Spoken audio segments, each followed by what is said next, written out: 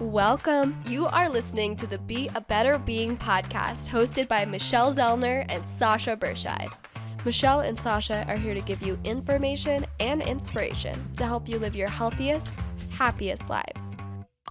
Thank you for tuning in. We hope you enjoy the show. Greetings. Thank you for tuning into the Be a Better Being podcast. I'm Michelle Zellner, your host, joined today by Ava Lala, who is a career development coach. And I'm super excited for this conversation because November is actually Career Development Month. And I mean, if you're listening to this, my guess is you have at least spent some time working. Maybe you are currently in the midst of your career. We know that we spend a lot of time doing something. It is going to impact every element of our lives. And I've worked with a lot of people who are really not happy in their careers, and then that just starts to permeate all of their well-being. So Ava is going to talk about all of those things and give us some amazing tips and tricks and hear about her story. Ava, welcome to the show. Thanks for joining me. Thanks so much, Michelle. It's an honor to be here. Well, the Be a Better Being podcast is all about helping people be better human beings, physically, mentally, and emotionally. I know I've seen it with people in my life, with my parents, with my sibling, with even me at various points in my career, with lots and lots and lots of people because I do corporate wellness. Sometimes the root of their physical, mental, and emotional issues is what is going on in the workplace. And I know this is something you're very passionate about because you've had those experiences as well. So let's go back to that. Let's give the listeners a little bit of history, what you used to do, and then how you have progressed into doing what it is that you do now. Yeah, sure. Absolutely. And you definitely hit on an absolute right point in that if we're not feeling really good about our careers, that really does have a ripple effect into all aspects of our life. So I'll back up and give you a quick sort of journey around my career development. So I started my career in a large publicly traded financial services firm. And from a young age, I had a pretty big responsibility where I was leading global marketing for one of the company's business divisions. And so it was a great opportunity, especially at a young age, high potential employee, all that great stuff. I think the downside was it kept me feeling a bit in autopilot. And so a decade in, I sort of finally picked my head up and realized, I felt like I was making rich people richer. There's got to be something more. But that was where I felt stuck. And I see a lot of my clients coming to me because they feel stuck and not quite sure. And feeling stuck, and I remember this, felt, it really was a hit to my confidence in terms of like, will I ever find something I want to do? And the fear and uncertainty of trying to figure out what comes next. And also feeling so isolated that sometimes you're the only one that hasn't figured that out, right? And so this, I think, also plays into that wellness aspect around it can feel lonely and daunting. Long story short, that set me on a 2-year process to sort of make this big career pivot and figure out what I wanted to do and build an entirely different network of people because I had only known people in my company. And I made all the mistakes. The long story short is it all ended well. I got a job offer from my dream company and then turned around and got a competing offer from another dream company I'd been pursuing. But gosh, those 2 years were such an emotional roller coaster. And really, I had to learn how to manage my mind. And so many people saw me go through that I've informally been mentoring and advising other people on how to think about their career since then. So you mentioned that you made all the mistakes. Yeah. Let's go through what some of those mistakes are. Sure. Well, like I said, I think some of them was realizing that I had been on autopilot. And I think, so one thing I would say is try to be a little bit more intentional in your career. Maybe that's every year to just do a quick stock and a check-in intentionally. 2, I would say also know yourself. But for me, and I think many other people, the minute you start to have that question of like, is it time? It's probably the time to at least get started. Because what I see too often is like, you think and you mull, and at least this was the case for me. Finally, when I made the decision, I was then ready to leave in like 2 weeks. And we know that's not how a job search takes, right? It takes months. So I would encourage, if you're even having an inkling, start by doing a couple little things, like maybe reaching out to connect with people you haven't in a while, maybe brush off your resume, right? Because we know that's never a fun thing. So like chip away at that. Same thing with your LinkedIn, start to brush it off, because you don't want to get to the point where you feel desperate to get out. of your job. And because we know desperation, you can kind of feel it on people, right? And that's never a good place to do a job search, because people can kind of sense that desperation, and that's not attractive. What's attractive is feeling like you are a high performing, you have something to offer, and you're going to be selective on what comes next for you. So that was sort of, that was one mistake. I think another is the whole networking, and we can kind of go into that if you want at a later point. Well, let me ask you this. So obviously every career profession, whether you're in the dream job, you're starting out, you're self-employed, every one of those has its pros and cons. Yeah. And I think a lot of times people want it to be perfect, right? They want all of it. They want the money. They want the right hours. They want the flexibility. They want it to fill their passion. They want all those things. Yeah. That may or may not happen, right? And it probably isn't going to happen every single day of your job or your career. So how do you know if you are maybe ready to leave and explore something else versus if this is just kind of a phase of, maybe there's other things going on that are contributing to my feeling this way. Maybe it's just the part of the job or career that I don't love, but there's these other things I do. How do you really sort through all of that? Yeah, that's a good question. I think there's a couple of things you could do. I think the first thing, and I do this with my clients, is getting in touch with your values and taking a look at what are your values and where are they getting met with your current job. And maybe that can help explain if you're feeling a tug. Is it because some of your values are being met and some aren't? And then you have a decision point around like, okay, if it's only half, what do you want to do with that information? I think the second thing is to get out and talk to people, because you're right. Sometimes we think the grass is greener, and we may end up circling back after talking to people and realizing, actually, it's not so bad. And so I think it's also sitting with it for a while and journaling or figuring out like, where's my energy really getting fueled and what's draining my energy, and starting to get a sense for, are these systemic issues that are going to be in the job, or is it a season or a chapter in this particular role? Or is it something that you can change? Is it like a boss, and so you just need to move to a different division?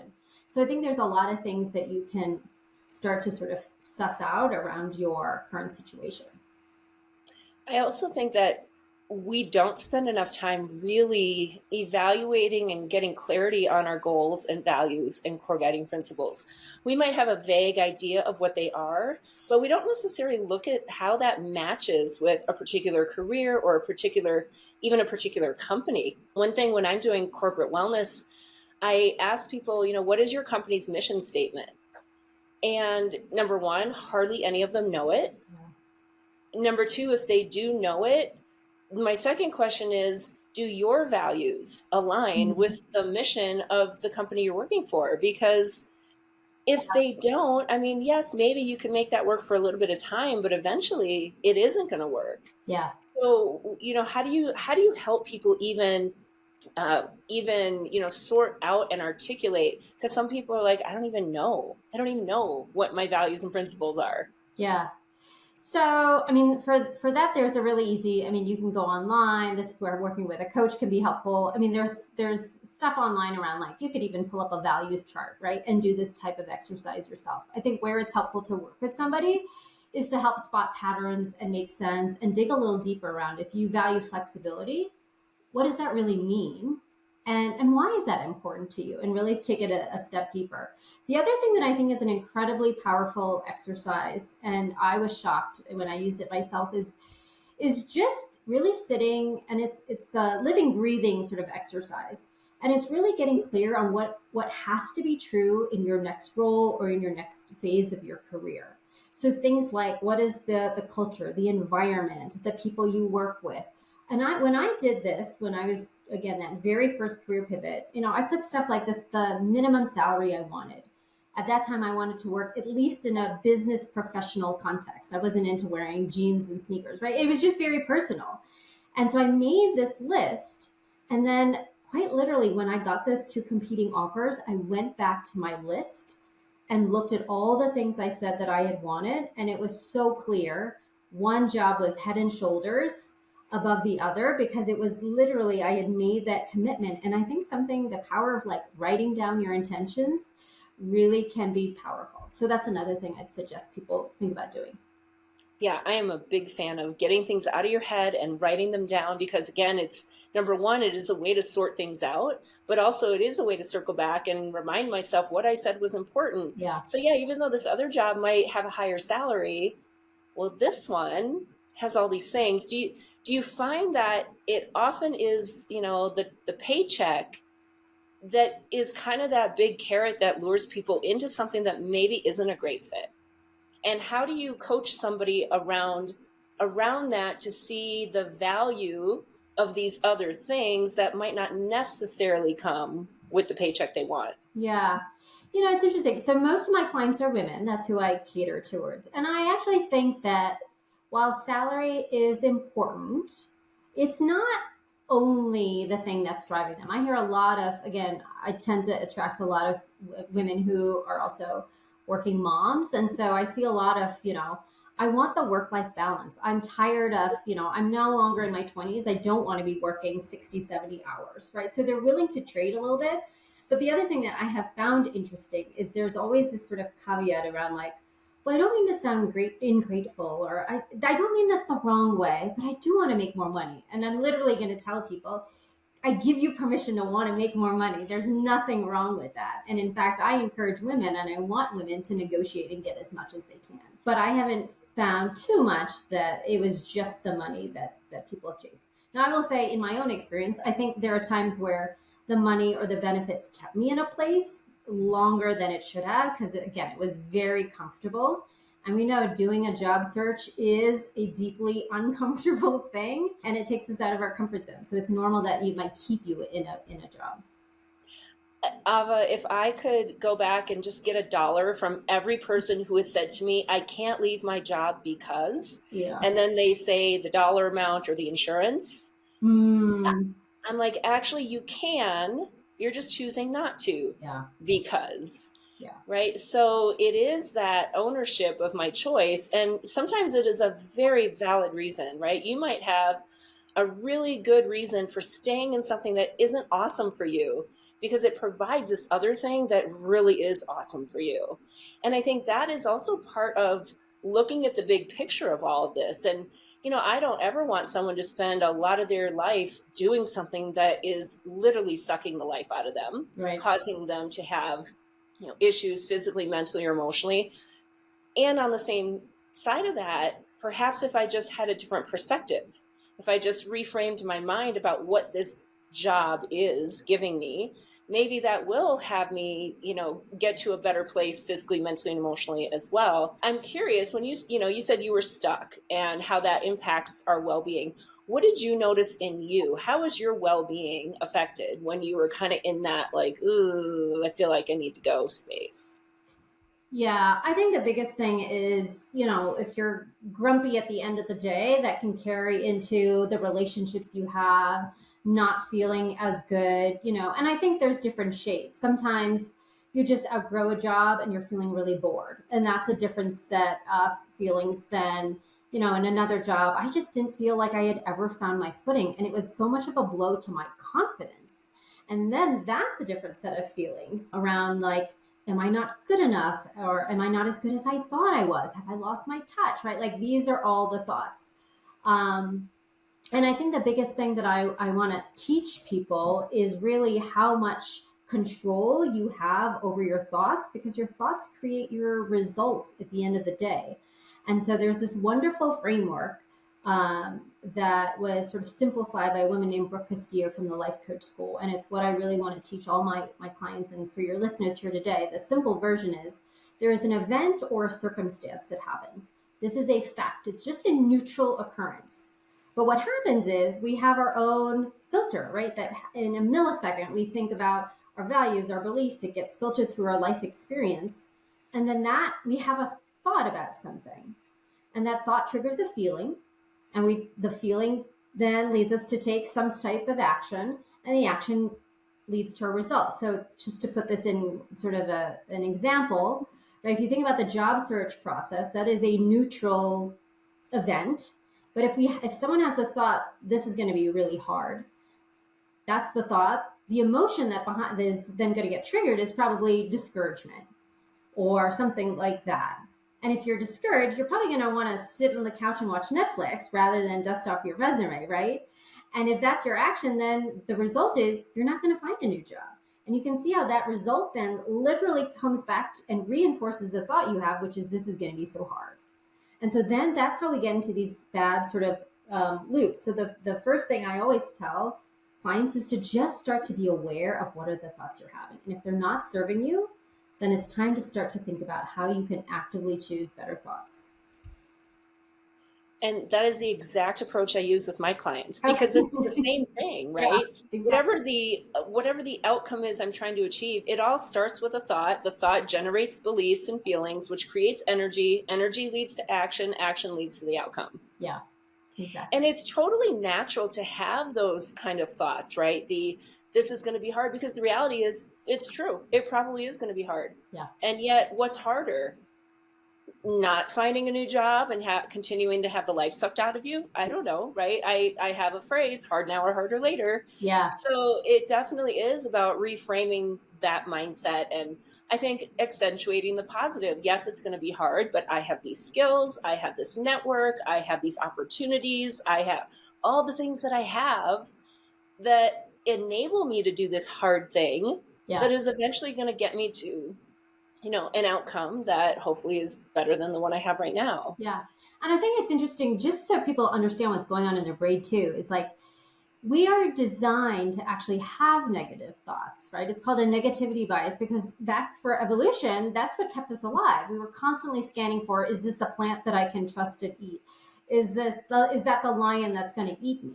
And our brains haven't necessarily caught up with evolution. And so now it's the fact that like the job search like spikes some fear, or public speaking, or putting yourself out there, or approaching somebody new on LinkedIn to ask to network. Those are the same things that trigger our fight or flight resources in our brains. And so we have to actually almost like fight our natural intuition in order to get to higher level thinking and actions. And I know every listener is like, oh, I've heard Michelle say things exactly like that before, because which is why I knew you'd be a perfect guest for this show. But exactly, anytime we're faced with, a hard decision or something we're unfamiliar with, something that is out of our comfort zone, we're designed to go into protection mode. That's what a human does. And it is up to us as the evolved humans to realize, okay, this is not a tiger trying to eat me. This is just me wanting a different job. That's all this is, right? Yeah, exactly. So talk about that process. Let's say somebody comes to you and they're like, oh, I'm not motivated anymore. I hate my boss. I have this coworker who just grates at me every day. And I love my job, but I don't love the environment that I am doing it in. Yeah. What do we do with that? So I think it goes back to first, again, examining those thoughts. What are they and how true are they? Right. And if they're not serving you, it might be too big of a leap to jump from a negative thought to a positive thought, right? That false toxic positivity, and you have to actually believe them. And so one of the first steps could actually just be getting into a more neutral thought. And, I'll give you an example. I was in a job where I didn't really like it and was ready to leave. And instead of trying to replay all the negative thoughts about that job, I tried to reframe it into something much more neutral, like I'm learning and growing each and every day. And that felt really true. And so it made it feel a little bit more palatable until I figured out, do I want a new job? Do I, what kind of change do I need to make? So I think some of that is also trying to move yourself into a more neutral place before you can get to a positive standpoint. But also then again, I think reevaluating what is it that is driving those thoughts or those feelings of feeling not confident or dissatisfied with that particular person, but recognizing that really only you are in control of your thoughts. You can't change the other person, unfortunately. And so if that's continuing to be a problem, what do you have to do to make a change? And what do you say to that person who, got the dream job and then they get into it and turns out it's not so dreamy after all? Yeah. Right? Maybe it was presented in a way that wasn't quite accurate, or their own perception of what it was actually not reflective of reality.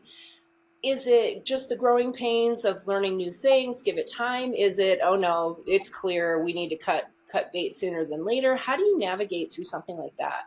Yeah. So I think first thing is to kind of identify what is the root issue here. Is it something that you came in with totally different expectations, whether either you were told them or you had them? And again, what is potentially fixable? What's in your control to change? And if it's, I would also say it's probably better to potentially cut your losses faster. If you immediately know that this is not a right environment, I wouldn't expect things to get potentially better. And this is where people have to also tap into both their head, their heart, and their gut, right? Each of us has one of those three that we tend to lean into a little bit more, right? Your gut instinct, or I'm a very logical person. Others lead with their heart. But trying to really align all three to get a sense for, is it sort of a mistake or something's changed and it's time to like just move on? Or is there a way to make the situation better? I have kind of a funny story. My dad was Mr. Practical, Mr. Logical, Mr.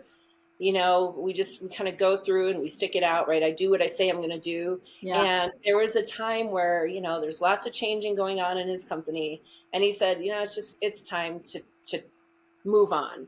And this offer presented itself. It looked amazing. He quit that new job after 1 week. Oh. 1 week.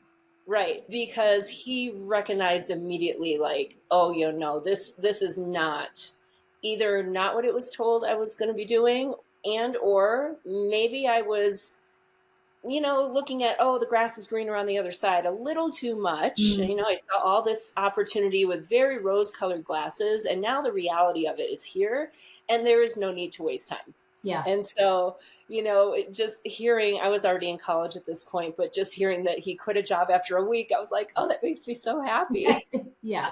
And listen, mistakes happen. And I think it's perfectly fine to have something like that on your resume or LinkedIn. And I think as long as you're really transparent around, what you learn, because I think as long as you frame it as a lesson learned and truly for yourself, I would use that opportunity to take stock of like, well, what maybe didn't I ask, or what could I learn so that this doesn't happen again, will make you a strong candidate as you explain that you had this little story in your career. And yet I think so few people do that, right? So few people would actually quit after a week. Yeah. They would be like, oh no, I can't, that'll look bad. And I owe them, right? I owe them this. And or they would sit there and suffer through it. And then finally they would either quit or get fired.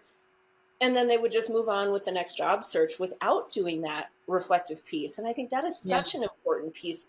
Anytime we do anything and it didn't pan out the way we thought it would, we should always take time to reflect on it, right? What degree of personal responsibility do I have in this? What was my role in maybe this not working out the way I thought it was going to? And then let me evaluate all the other things that maybe were happening as well, so that I do have more of that awareness for the next time I have an interview, or I'm interviewing the company versus they're interviewing me. Yeah. And maybe taking it, looking at it from that way. I think maybe as people, get further in their career paths, they learn those things, but how valuable a lesson is that to learn sooner rather than later? Yeah, you're right. And I think you're probably onto something, that your dad had a lot of courage to do that. And maybe that came with some wisdom. But you know what? I think the thing is, courage is also, we humans, I think, admire people with courage. And in some ways, that's an admirable act that, wow, I don't know if I would do that. And again, I think use that to your advantage. You took a bold, courageous step to realize, oh, this wasn't working. I needed to change. And I think 9 times out of 10, people admire that you were true to yourself and you have the courage to go against, as you said, what convention or wisdom would tell you to do. And I think this applies for people who are self-employed as well, or maybe small business owners, right? I remember when I was a personal trainer a million years ago, the first time I fired a client, it was the most liberating and amazing feeling ever. And I'm telling you, this particular client was probably close to 50% of my income. Oh, wow. Yes.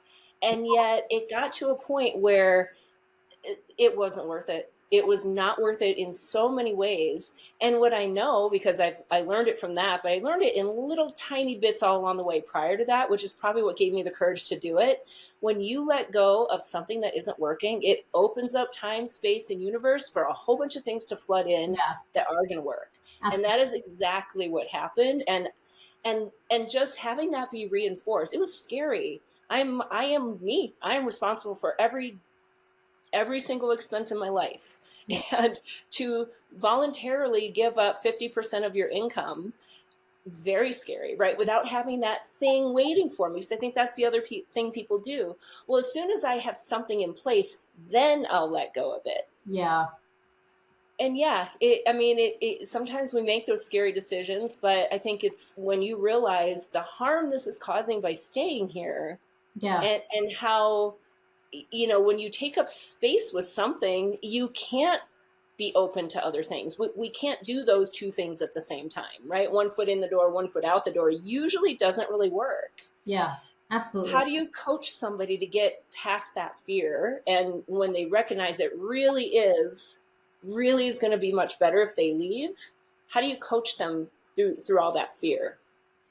Yeah, I mean, and I'd want to commend you because that is a big decision that you made. And you're right, it's almost like jumping without knowing that the net is there, but trusting that the universe will find that net for you. And so I think that is somewhat similar in terms of if a person is feeling, as you were saying, where they're stuck or fear of going to something else. I think it's unpacking, like, what is really the fear? Is it that you'll never find a new job? Well, how true is that? What has that been in your past history? And I think the thing I like to remind people is that we think that we can kind of muster confidence and then go do something. Confidence is actually a lagging indicator. It comes from actually knowing that in the past, you've taken action, you've figured it out, you've been resourceful, you've been scrappy, smart, whatever, right? And a good analogy is to think about how kids learn to ride a bike. They don't sit around and make a pros and cons list or research it or watch YouTube videos, right? Like they just get out and they take imperfect action. You get on, you wobble, you fall off, but you get back on. And that's how you build confidence, is just by doing it. So I would say for that person is just like, well, start by having some conversations about exploring the next job that's out there for you. If you're stuck and not sure what career feels right, well, just go on a listening tour, explore, right? Have a way that you can start to open up your mind to a sense of possibilities, and one step and one foot right in front of the other. I love that. And I think this applies to so many things, right? Whether it's a job, it's a relationship, it's maybe a living situation, right? You're kind of in this place and you're like, I'm kind of over it, but gosh, it's so hard to move and I got to sell this, I got to buy that. Yeah. At some point we evaluate, is it worth it? Because there's a cost to everything. There's a cost to leaving and a cost to staying. Right. Yeah. That will never change. Yeah. And I think taking some time to evaluate those costs, and then everybody deciding, okay, it's either worth it to leave or worth it to stay. And then you own your decision. Yeah. And then you do the best you can with that decision that you made so that you are okay, right? Physically, mentally, emotionally, because your health and happiness is going to be influenced both ways. Mm-hmm.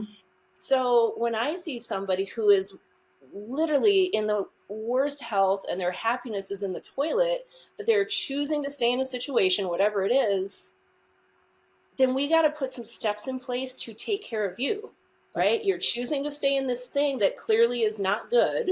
Yeah. But you're choosing it because you believe that the costs are worth it. Well, then you got to put some steps in place for you to be okay. What are some of the things that maybe you work with people on to identify how to make sure this doesn't get neglected so that now we have a whole bunch of other issues that we have to deal with, along with maybe trying to find a new job? Yeah. So I would say it does really start with, again, going back to sort of your mindset. And you can choose, again, because we really own our thoughts.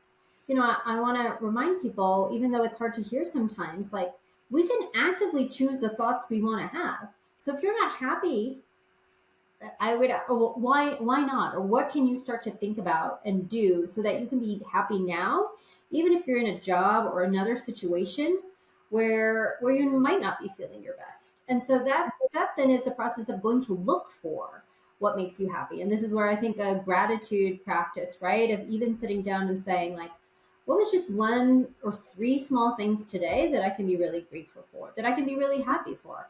If it's a crappy job, well, at least you have a job, right? You've got some sort of pay coming in, or you have health insurance, or you have the flexibility to get your kid from school on time, those types of things. So starting with really looking at all the great stuff that's already happening, and then trying to take some sort of action from that place. And I'm going to add on to that so that we have the gratitude without the comma but, because that's what I hear all the time. Yeah. Well, I really like the ability to pick up my kids, comma but, and then we go into all the negatives. Yeah. Well, I really like the salary, comma but, and then we go into all the negatives. You can't do that, because to highlight something positive, to follow it up by a bunch of negatives completely diminishes the value of highlighting a positive. Yeah. So we focus on the positive. We can acknowledge the yucky. We already know the yucky. That's why we're having this conversation. Mm-hmm. And if we're choosing to not do something about it, or maybe we're in the active role of doing something about it, then we move on from the yucky. We focus on the positive while we do the hard work to either stay in it or find something to move on from it. And when you feel those negative focuses, or the negatives come back into focus, then it is that deliberate choice to look somewhere else, to look for the positive. And it's really hard to do. But Michelle, it's hard. Yeah. I'm sure you get that all the time too, Ava. But Ava, it's hard. Yeah, it is hard. I think the other thing that I really love making sure people understand, it comes from a book called A Gap in the Gain from Dan Sullivan. Have you heard of it, Michelle? I have not. So the basic premise is, for high achievers, we're always looking at where we are and measuring against where the ideal is and where we want to be, right? So you can see there's a big gap there. And if we're constantly focused on the gap, because what happens, especially with high achievers, is we get there and what happens?